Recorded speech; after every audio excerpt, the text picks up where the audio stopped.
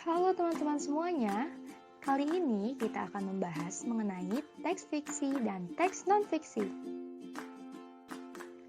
Teks pertama yang akan kita bahas adalah teks fiksi. Apa itu teks fiksi? Teks fiksi adalah suatu karangan non-ilmiah yang ceritanya berdasarkan dari imajinasi dan pikiran seseorang. Contoh teks fiksi adalah novel. Novel sendiri adalah karangan prosa panjang yang mengandung rangkaian cerita kehidupan seseorang dengan orang yang berada di sekelilingnya dan menonjolkan watak atau karakter dan sifat setiap pelaku. Salah satu novel yang terkenal adalah Harry Potter, karangan J.K. Rowling, dan novel Laskar Pelangi karangan Andrea Hirata. Contoh lainnya adalah cerpen.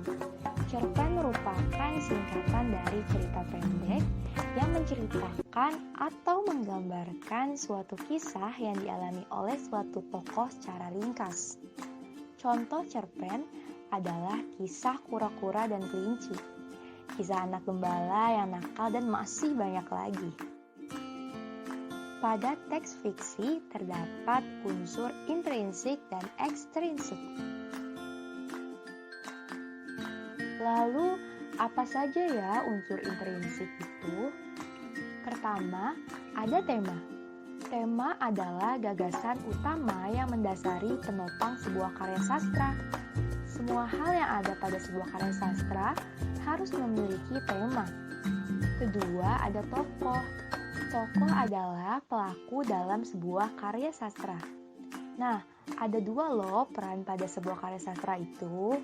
Yang pertama, peran sebagai tokoh utama, dan yang kedua, peran sebagai tokoh tambahan.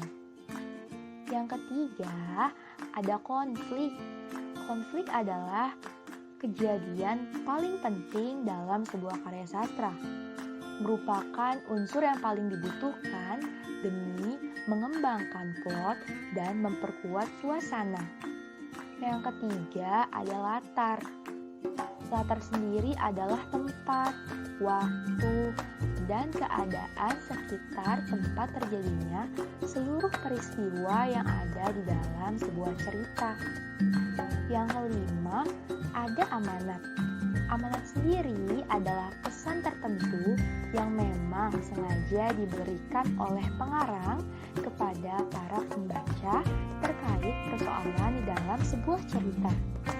Yang keenam, ada sudut pandang.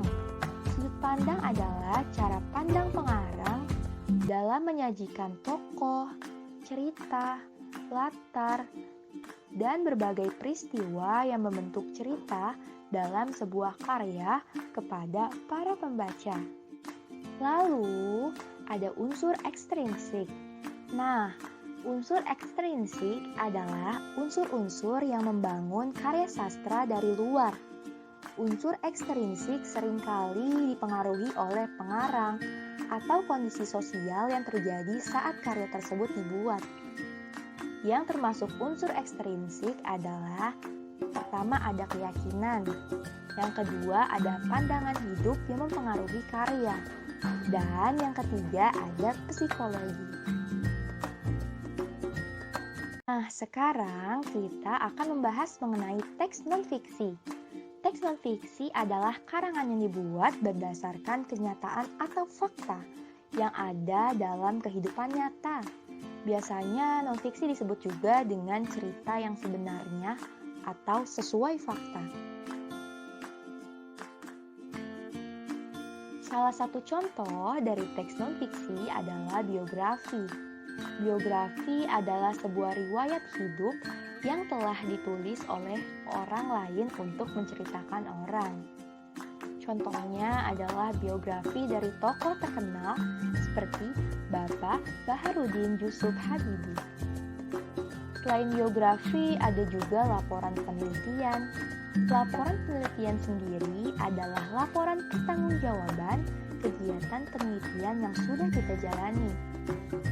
Jika kalian sudah melakukan penelitian seperti mengamati perubahan warna pada daun, maka kalian dapat menuliskan Wah, tidak terasa ya sudah di akhir video. Semoga video ini bisa bermanfaat. Sampai jumpa di lain waktu.